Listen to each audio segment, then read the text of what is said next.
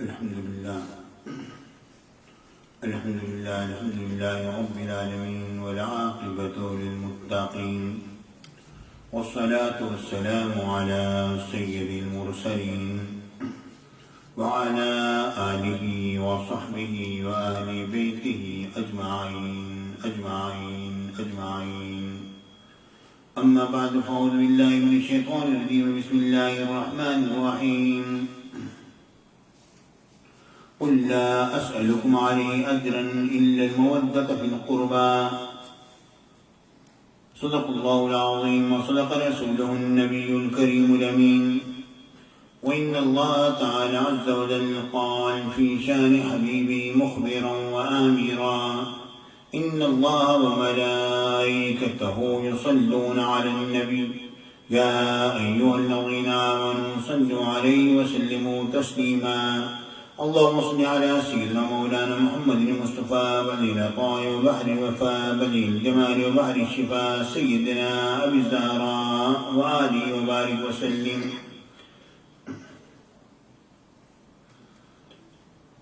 محترم حضرات، سامعین کرام، حاضرین محفل، پیارے ساتھیوں، دوستوں، بزرگوں، پیارے پیارے بچوں، بیٹیوں، بہنوں، ماؤں، السلام علیکم ورحمۃ اللہ وبرکاتہ. اللہ تعالیٰ کا بے شمار کرم، اس میں احسان دین، اس نے ہمیں توفیق عطا فرمائی کہ آج ہم سب لوگ الحمدللہ اس بابت محفل میں حاضر ہیں. آج چونکہ رمضان مبارک کی 3 تاریخ ہے اور میرے آقا سرکار مدینہ سرور سینہ صلی اللہ علیہ وسلم کی سب سے چھوٹی شہزادی سید النساء العالمین خاتم جنت فاطمہ زہرا رضی اللہ تعالیٰ عنہا کا دن ہے. تو اس سلسلے میں ایک تو سید کائنات کے متعلق چند باتیں بہت ہی مختصر انداز میں پیش کرنی ہے اور ایک آدھ بات اور کر کے اور پھر اجازت چاہوں گا. کیونکہ رمضان مبارک میں ہماری تقریب انتہائی مختصر ہوتی ہے.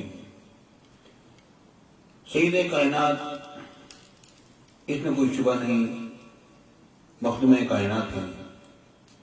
میرے آقا حضور علیہ السلام نے فرمایا کے بارے میں آتا ہے، میرے آقا نے فرمایا کہ 4 خواتین ایسی ہیں جو کہ جنتی عورتوں کے سردار ہوں گے. وہ کون کون سی ہیں؟ ایک تو حضرت مریم بنت عمران ہے، حضرت مریم علیہ السلام. دوسری سید النساء العالمین خاتم جنت فاطمہ زہرا رضی اللہ تعالیٰ عنہا ہے. مریم بنت عمران فاطمہ بنت رسول اللہ صلی اللہ علیہ وسلم. اور تیسری حضرت خدیجہ بنت خویلد حضرت ام المومنین رضی اللہ تعالیٰ عنہا. اور چوتھی آسیہ امرأۃ فرعون. یہ 4 خواتین ایسی ہیں جن کے بارے میں یہ بات آئی کہ ان کو کائنات کی خواتین پر فضیلت حاصل ہے. اور اس کے علاوہ حضرت سیدہ ام المومنین عائشہ صدیقہ رضی اللہ تعالیٰ عنہا، آپ کے بارے میں یہ بات آتی ہے کہ آپ کی خواتین میں افضل ترین خاتون ہیں. بہرحال ہم اس میں کوئی محاکمہ نہیں کرتے اور نہ ہمیں محاکمہ کرنا چاہیے اور نہ ہماری حیثیت ہے کہ ہم اس بارے میں محاکمہ کریں. ہر شخص اپنا ذہن رکھتا ہے، اپنے ذہن کے اعتبار سے بات کرے گا. اس وقت ہم صرف یہ بات پیش کرنا چاہتے ہیں کہ سیدہ کائنات انہی 5 خواتین میں سے ایک خاتون ہے جو کائنات کی سب سے افضل اور اعلیٰ ترین خواتین ہیں.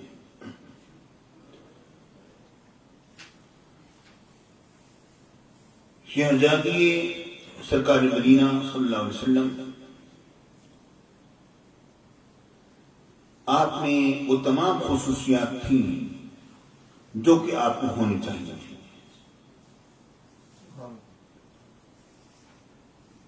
اور آپ کی بہت بڑی خصوصیت یہ کہ آپ انتہائی سخی تھی. سخاوت آپ کی بے پناہ تھی. ایک مرتبہ یہ خاتون آپ کی بارگاہ میں حاضر ہوئی اور انہوں نے کہا کہ آپ نے فرمایا کہ اگر 40 اونٹ آپ کے پاس ہوں تو آپ زکوٰۃ کس طرح ادا کریں گے؟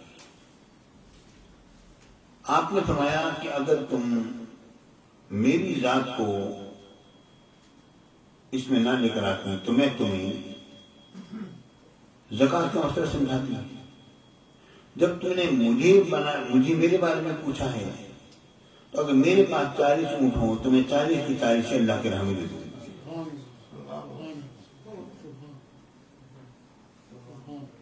یہ گھرانہ ہمیشہ سے ایسے ہی رہا کہ یہ اصل میں ان حضرات کی مقبولیت کی جو بے شمار وجوہات ہیں، اور سب سے بڑی وجہ تو حضور علیہ السلام ذات اقدس ہے. ان بے شمار وجوہات میں سے ایک بڑی وجہ یہ ہے کہ یہ لوگ سخی ہوتے ہیں. تو جو سخی جو ہوتا ہے نا، اس سے لوگ، اس کا دشمن بھی جو ہے وہ بھی اس سے بعض اوقات فائدہ اٹھانے کی کوشش کرتا ہے. چلو کسی طرح قریب ہوگی وہ فائدہ اٹھا لیتا ہے. سخاوت ایک ایسا عمل ہے جو کہ انسان کا کسب ہی نہیں ہوتا بلکہ اللہ کی طرف سے عطا ہی کرتا ہے. اور اللہ رب العالمین کو عطا کر دے، اس کی کیا بات ہے. سیدہ کائنات خاتون فاطمہ زہرا رضی اللہ تعالیٰ عنہا وہ ہستی ہیں کہ جن کے بارے میں ایک ہی ہفتے کے بارے میں ایک بات آتی ہے کہ حضور علیہ السلام نے کسی کے آنسوؤں کو پوچھا.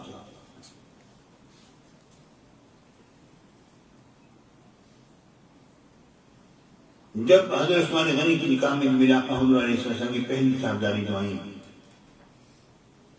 2 صاحبزادیاں تھیں، ایک میں سے پہلی میں تھی وہ جوائیں حضرت رقیہ. تو میرے آقا حضور علیہ السلام نے فرمایا تھا اے عثمان، تم میری بیٹی کی خدمت میں رک جاؤ، جہاں تک بدر کا ساغر ہے وہ ہماری مٹھی میں ہم دیں گے. تو جس دن حضور علیہ السلام غزوہ بدر سے واپس آئے،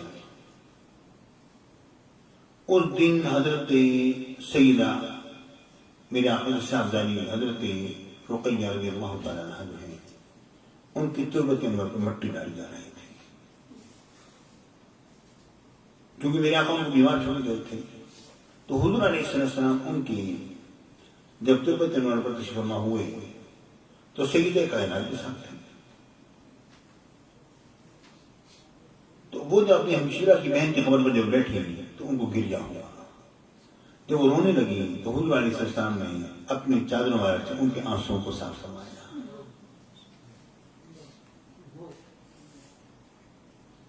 کسی اور کے بارے میں یہ بات ثابت نہیں ہے کہ حضور علیہ السلام نے کسی اور کے آنسوؤں کو پوچھا ہو. جس سے یہ کائنات ہیں، ان کے آنسوؤں کو میرے آقا نے پوچھا جائے. سبحان اللہ. یہ ایک الگ بات ہے کہ حضور علیہ السلام اور حضور کی اقتداء میں تمام اولیاء کاملین کی شان یہی ہے کہ یہ کسی کے آنسو نہیں دیکھ سکتے. جس کے سچے آنسو گرتے ہیں وہ ان کے دل پر گرتے ہیں، دل پر گرتے ہیں. یہ دیکھتے ہیں کہ سچے آنسو ہیں. بہرحال سیدہ کائنات کی بہت بڑی شان ہے. اس وقت میں مختصر انداز میں اتنی بات پیش کی.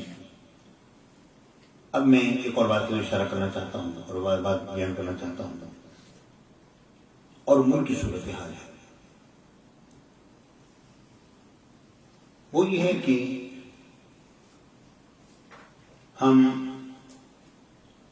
ہمارے ملک میں جو کچھ بھی ہوا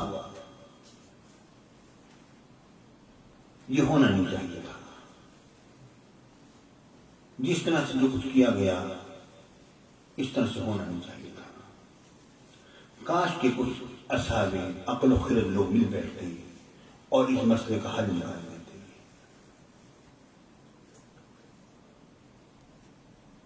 میرے نزدیک اس مسئلے کا حل سب سے بہترین حل میرے نزدیک جو ہے وہ یہ تھا، کاش کہ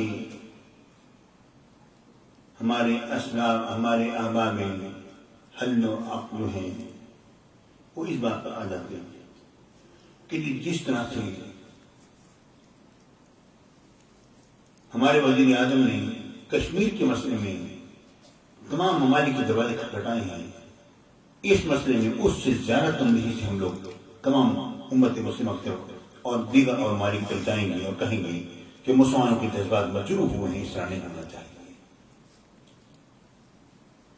اور ایسے کرنے والوں کے متعلق آپ جو بھی فیصلہ کریں گے، اب عالمی ایک جو پینل ہے ان کا، وہ جو فیصلہ کرے وہ ہمیں منظور ہوگا، لیکن اس طرح ہونا نہیں چاہیے۔ ہمارے نبی کے متعلق اس طرح کر کے انہوں نے برہمہ سے بڑی زیادتی کی ہے اور بڑا ظلم کیا ہے۔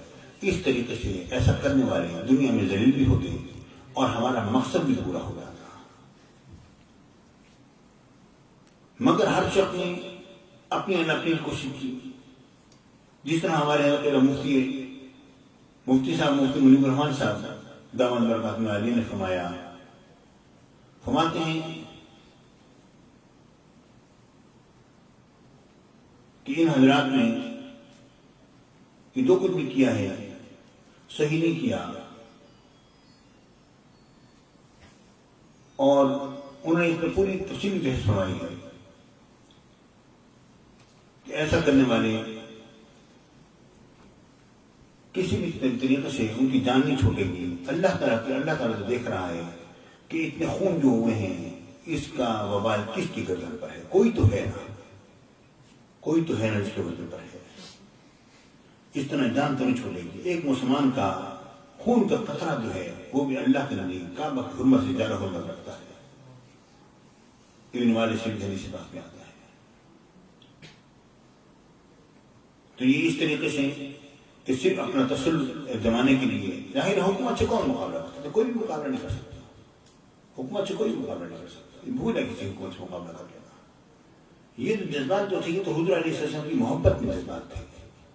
کاش کہ اس کو بیٹھ کے صحیح طرح سلجھایا جاتا ہے، اس مسئلے کو بات بن جاتی ہے، لیکن اس مسئلے کو سلجھایا نہیں گیا اس طرح۔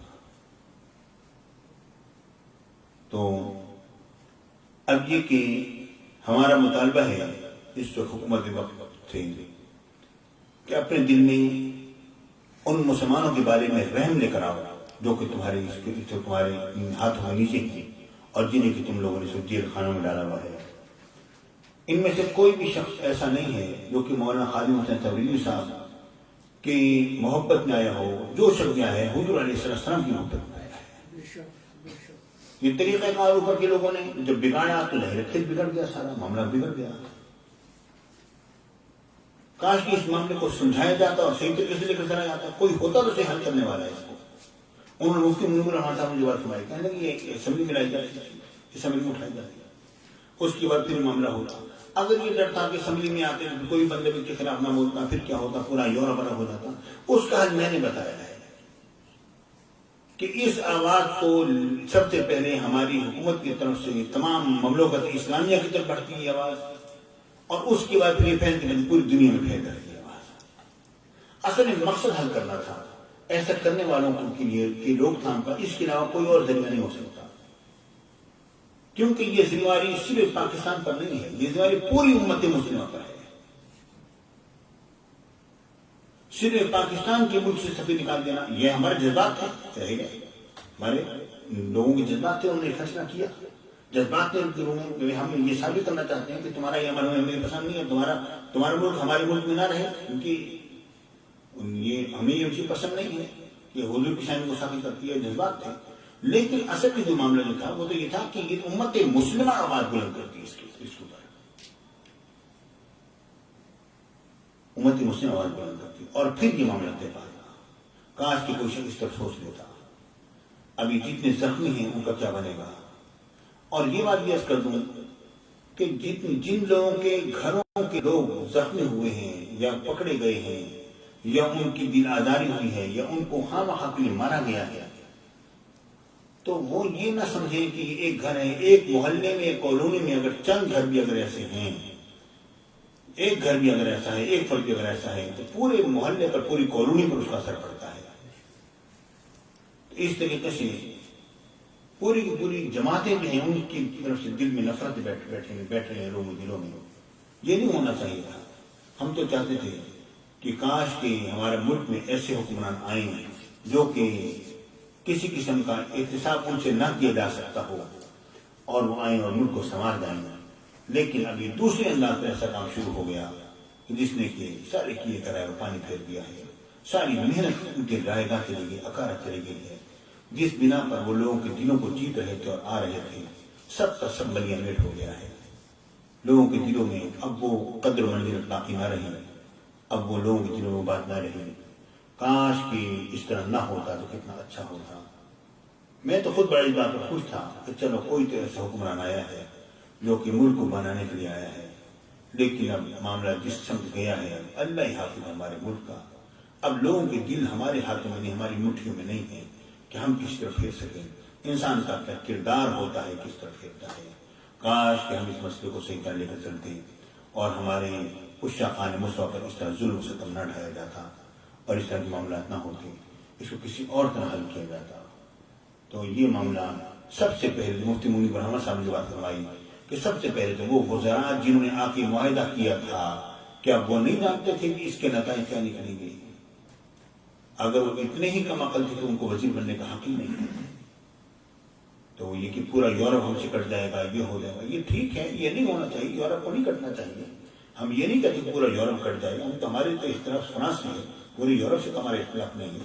اگر پورا یورپ اگر کٹتا ہے تو ظاہر اس طرح ہونے سے ظاہر نقصان ہوگا، امت مسلمہ کو نقصان ہوگا، لیکن ہم اس طرح نہیں ہونا، لیکن اس کے بیٹھ کے صحیح حل نکالا جاتا ہے نا۔ یہ تو میں اکیلے کی بات ہے جو میں نے بات پیش کی ہے کہ اس طرح اٹھ جاتی بات، اس طرح بات نکل آتی ہے۔ اگر مجھ سے اگر چند ذہین لوگ بیٹھے تو وہ تو ہو سکتا ہے اس سے بہتر 100 گنا بہتر حل نکالنے اس کا۔ اگر کوئی ذہین لوگ بیٹھے اس سے بہتر 100 گنا، جو کہ ہر ایک کے قابل قبول ہو، ہر ایک کے قابل قبول۔ اصل پہلا فیصلہ جو ہوا وہ غلط ہوا، اس کی وجہ سے سارے معاملات گڑبڑ ہو گئے۔ اللہ رب العالمین ہمارے ملک کی حفاظت فرمائے۔ اور میں اپنی پاک فوج کے لیے دعا کرتا ہوں کہ خدا را ہماری پاک فوج، ہمارا آپ پر بڑا اعتماد ہے اور ابھی تک اعتماد ہے، کوئی شبہ نہیں۔ اور ہم اپنے بچوں کو یہی تلقین کرتے ہیں کہ ہماری پاک فوج جیسی فوج کسی کی نہیں ہے۔ ہم اپنے بچوں کو بار بار یہ بات کہتے ہیں، تو ہم اس سے درخواست کرتے ہیں اپنی پاک فوج سے کہ مہربانی کر کے اس مسئلے کو سلجھائیے، اپنے دل میں رحم لے کر آئیں، اپنی عوام کے لیے، اپنے خواص کے لیے، اپنے علماء کے لیے۔ اور جب علماء سے جب لوگ دور ہو جاتے ہیں تو میں دیگر ممالک میں گھوما ہوں، پھرا ہوں، جہاں جہاں پر علماء کی قدر منزل ختم ہو گئی وہاں کی مسجدیں کھلوا کر نماز پڑھنی پڑی ہمیں، چاہے وہ عراق ہو، چاہے وہ اردن ہو، اور بھی کئی ممالک ایسے ہوئے جہاں پر کہ علماء کی قدر نہ رہی تو وہاں پر مسجدیں بے آباد ہو گئی ہیں، وہاں پر معاملہ ختم ہو گئے۔ کاش کہ اللہ رب العالمین ہمیں عقل سلیم عطا فرمائے اور اللہ تعالیٰ پر رحمت فرمائے۔ آمین وآخر دعوانا الحمدللہ رب العالمین۔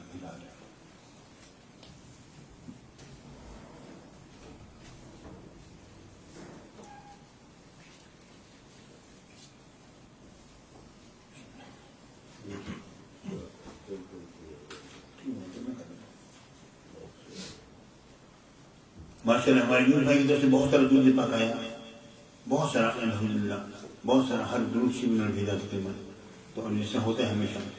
تو اور یہ کہ ڈاکٹر ایوب گلزار صاحب کی طرف سے، ماسٹر عاشق صاحب کی طرف سے، نجیب اللہ خان کی طرف سے، ارشد خان صاحب سیدی کی طرف سے، اور یہ کہ مولانا عبدالحمید صاحب مسافر خانہ کی طرف سے، اور یہ کہ شوکت علی گلزار صاحب کی طرف سے، دوسرے شوکت علی گلزار، وہ ڈاکٹر ایوب گلزار ہیں، یہ شوکت علی گلزار ہیں۔ مختلف یہ واٹس ایپ گروپ ہے دولے پاکی بہار ہے، وہاں سے جامعۃ السعید سے، اور 19 شوال جامعۃ السعید سے، جامعہ السعید کا کل دولے پاک 10,83,626 مرتبہ ہوا، اور اس کے علاوہ بھی آپ کے کل دولے پاک جو ہے وہ 20,47,303 مرتبہ ہوا۔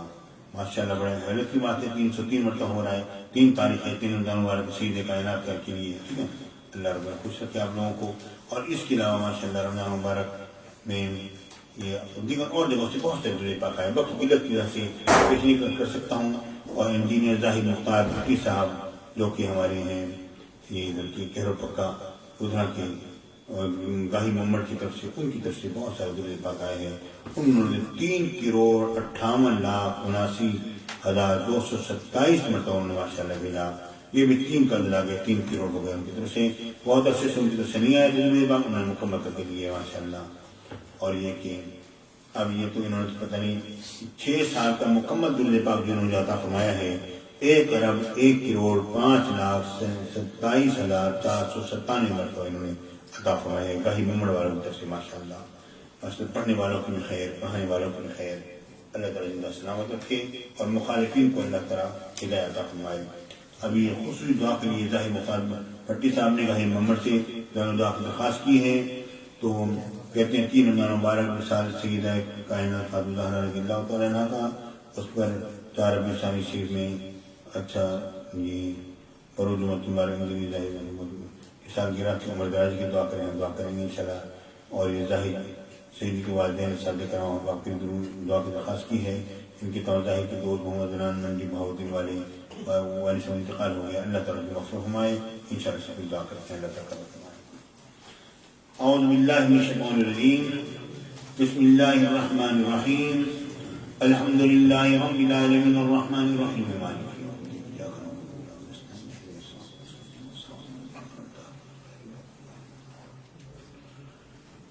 بسم اللہ الرحمن الرحیم، الحمد للہ رب العالمین الرحمن الرحیم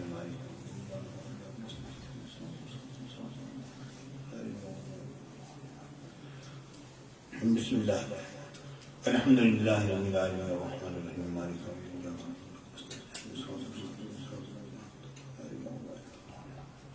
بسم اللہ الرحمن الرحیم، انا اعطیناک الکوثر فصل لربک وانحر، انا شانئک هو الابتر، انا اعطیناک الکوثر فصل لربک وانحر، انا اعطیناک الکوثر فصل لربک وانحر،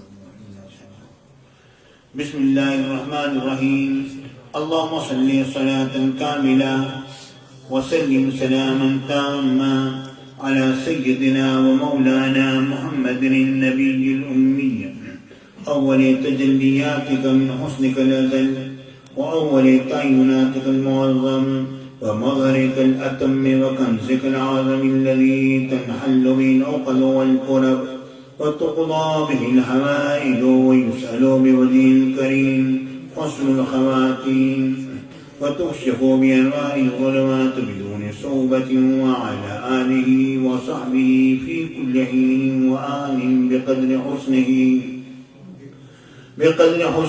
وجماله وجوده ونواله وعلومه وقدره وتصريفه جملة بعدد كل معلوم له، يا الله يا الله يا الله، يا سيدي يا رسول الله، إني أتوجه بذاتك القدسية وصفاتك الربانية إلى ربي في حاجتي هذه لتقضى لي، اللهم فشفعه فيا، بسم الله الرحمن الرحيم، اللهم صل صلاة كاملة وسلم سلاما تاما على سيدنا ومولانا محمد النبي الأمي، أول تجلياتك من حسنك الأزل، وأول تعيناتك المعظم، ومظهرك الأتم، وكنزك العظم الذي تنحل به العقد والكرب، وتقضى به الحوائج، ويسأل بوجهه الكريم حسن الخواتيم، وتكشف بأنوار الظلمات